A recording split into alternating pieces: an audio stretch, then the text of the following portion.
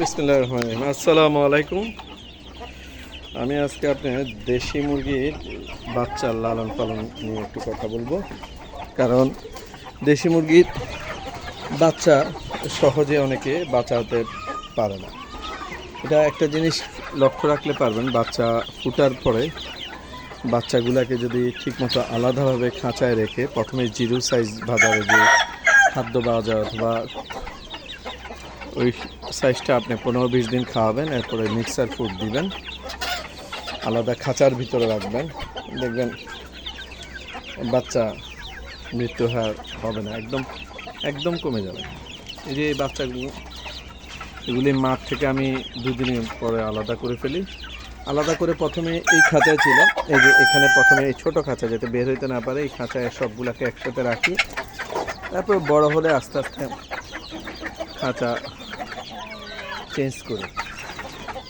Change করে পর্যায়ক্রমে এগুলি এক গ্রুপ, এটা একটা গ্রুপ বড় হলে আর একটু বড়তে নিয়ে আসে, আস্তে আস্তে বড় হতে থাকে।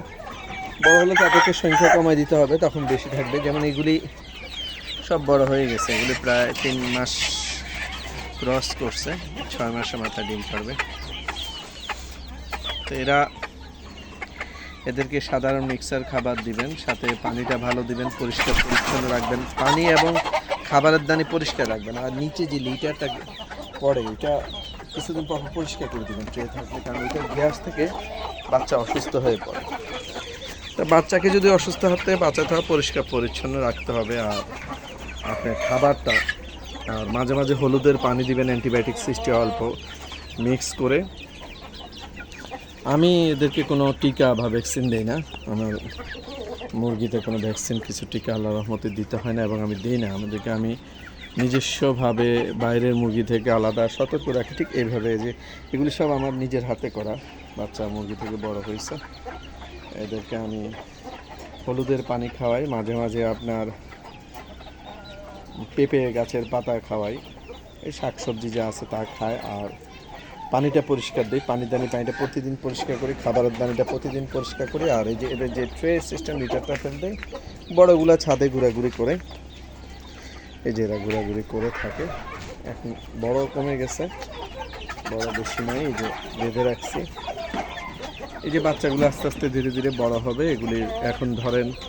এগুলির ধরেন 2-2.5 মাস, সেগুলি 3 মাসের কাছাকাছি, আর ওগুলি 3 মাস ওভার করছে। আর এগুলি 2 মাসের বাচ্চা, এগুলো 2 মাসের বাচ্চা, 2 মাসের বাচ্চা। কি বলবো, বাচ্চাগুলো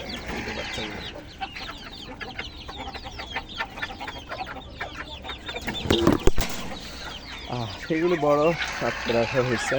কিছু আছে আপনি যে এগুলি ডিমে তা দিচ্ছে, আমি সব প্রাকৃতিকভাবে, কোনো ইনভেটার নাই, প্রাকৃতিকভাবে যেভাবে বাচ্চা ফুটানো যায়।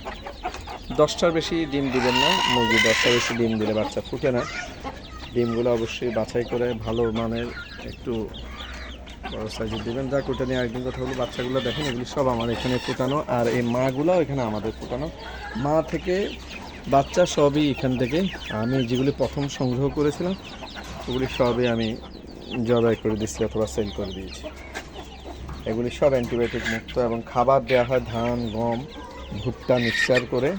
আর সাথে ডিম পাড়াগুলোর সাথে মাঝে মাঝে কিছু লেয়ার মিক্স করি। ধরেন 1 কেজি লেয়ারের সাথে 4 কেজি ধান, গম, ভুট্টা, এইভাবে মিক্স করে হালকা।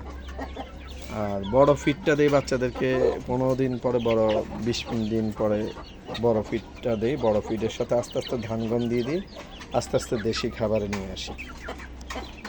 তো এরা আল্লাহর রহমতে কোনো অসুখ বিসুখ থেকে সবসময় এরা রক্ষা পাচ্ছে, আল্লাহর অশেষ রহমত। আমি এখানে কাউকে উঠতে দিই না, এগুলি ওদের ডিম পাড়ার ব্যবস্থা করা। এটা ছাদের উপরে আপনি মাটি থাকলে ঘেরাও দিয়ে যদি মাটির ভিতরে করেন তখন আরও ভালো হবে, আর কি আরও ভালো জাতের হবে। এগুলি আপনি দেখেন, এগুলি বড় হয়ে গেছে, এগুলি অনেক বড় হয়েছে। এগুলি আপনার ওদের ওই যে কিছু একটাকে কিছু পশমের ঘাটতি দেখা দিচ্ছিল, তা ভিটামিন দিছি, এগুলো আবার আল্লাহর রহমতে ঠিক হয়ে যাচ্ছে। যাই হোক, এই হলো আমার দেশি মুরগি, বাচ্চাদেরকে নিয়ে বললাম দেখার মতো। যে ডিম পাড়ার জন্য কোথায় বসছে দেখেন, এটা দেখি ডিম পাড়ছে নাকি না। ডিম নেই, ডিম এখনো পাড়া নেই। যাই হোক, ডিম যেগুলি পারছিল ডিম নিয়ে গেছি। ডিম সেল থেকে ওদের খাবারের টাকা উঠে যায়, খাবার একটু বাড়াই দিতে হয়।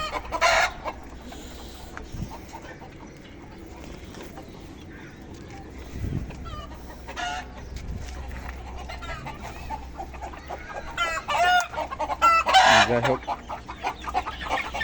সকলেই দোয়া করবেন এই বাচ্চাগুলোর জন্য। অবশ্যই মাশাআল্লাহ বলবেন।